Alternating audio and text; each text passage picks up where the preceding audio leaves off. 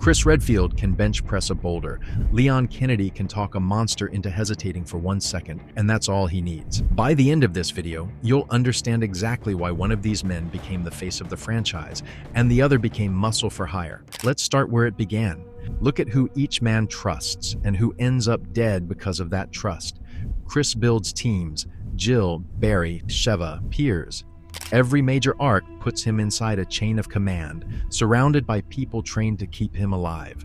Leon works alone by default, and when he does trust someone, it's almost always the one person actively working against him. Ada Wong lies to his face for over a decade, and he keeps choosing to believe her anyway. That's not naivety. That's a man who reads people well enough to know exactly how much of the lie to accept. So, which is the stronger skill? Building a team you can lean on, or surviving alone with someone you can never fully trust? Leon's missions share one pattern nobody talks about. Every single time, he's dropped into the crisis first, and any backup shows up after he's already fighting for his life. Chris almost never gets that set up. He's airlifted in with a unit, a plan, and a rally point if things go wrong. That single difference changes what kind of survivor each man had to become. Chris trained to survive as part of a system.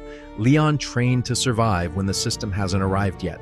And when the system finally does show up in Leon's missions, it's usually too late to matter. So who's actually being tested here? The man who trusts the system, or the man who's learned not to wait for it? Now let's talk about the thing neither man says out loud: failure. Chris loses his entire team more than once. Alpha Team dies in that mansion around him, and he carries that for years. Later, Piers Nivens dies saving him in China, sacrificing himself so Chris can walk away. Chris doesn't just grieve that loss. He goes dark for months. He starts drinking. He walks away from the BSAA entirely, convinced that the next person who follows him will end up exactly like Piers did. That's not a small crack in the armor. That's a man who ties his own worth to the body count of the people who trusted him with their lives. Leon fails, too. He couldn't save Raccoon City. He couldn't stop Ashley from ever needing saving in the first place.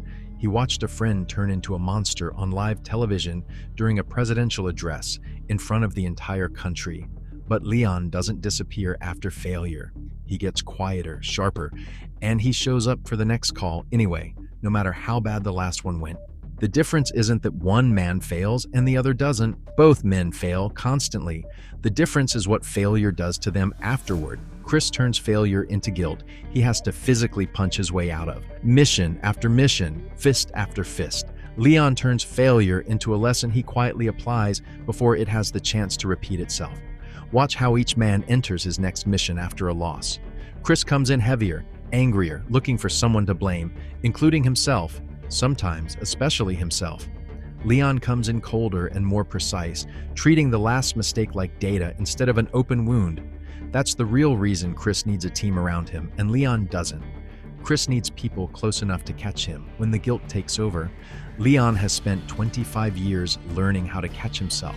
So, when the next crisis hits, which reaction actually keeps a person alive longer? The one who processes failure through rage, or the one who processes it through control? Here's where it stops being close. Chris Redfield wins fights with raw force. He punches boulders. He tanks hits. He outmuscles bioweapons twice his size. Leon wins fights by reading them first. He knows when Ada Wong is lying to him and works with her anyway, because he already sees 3 moves ahead. Chris solves problems by hitting them until they stop moving. Leon solves problems by knowing exactly where to hit before the fight even starts. And that gap only grows. Chris relies on gear, teammates, firepower. Leon has walked into a cult-run village completely alone and come out the other side. So if you stripped both men of backup, tech, and teammates, who actually survives longer with nothing but instinct? Chris's strength depends on gear and firepower he doesn't always have. Leon's instincts go with him everywhere, into every room, with or without a weapon in his hand. There's one more comparison people skip completely: the enemy each man can never fully walk away from. For Chris, that's Wesker, his own STARS captain, the man who trained him, mentored him, then tried to kill him in that very first mansion, and spent over a decade after that building bioweapons to burn the world down. Chris hunts him across 3 continents, through Antarctica, through Africa, through a volcano that finally ends it.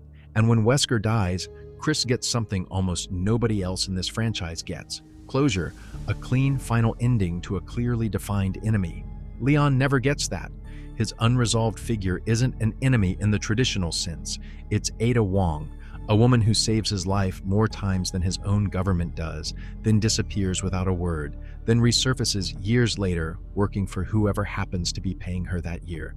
She's undermined missions he was personally sent to shut down. She's also the reason he's still breathing, more than once, in situations that should have killed him. That's a harder position to survive inside of.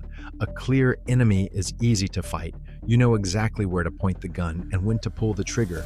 An unresolved relationship you can't fully trust and can't fully cut off requires a completely different kind of endurance.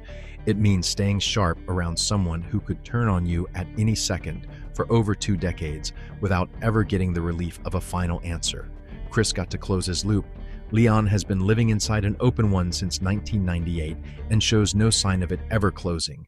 So, which is actually harder to survive long term?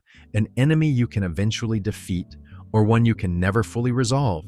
Compare Leon in 1998 to Leon decades later. Same jokes, same competence. But there's a tiredness underneath it that wasn't there before. Chris changes too, but differently. He gets angrier, heavier, more willing to become a weapon instead of a man. His trauma turns into muscle. Leon's trauma turns into precision.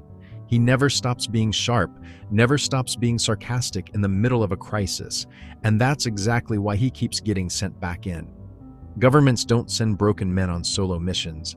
They send the one man who's proven over and over that he doesn't break. So, which trait actually keeps a person alive longer? Raw power or the ability to stay yourself under pressure? Chris Redfield is the origin of Resident Evil. That matters. He deserves respect for that alone. But Leon is the reason the franchise has a story worth following for 25 straight years. Every era of Resident Evil eventually finds a way back to him. Chris fights because Umbrella took something from him personally.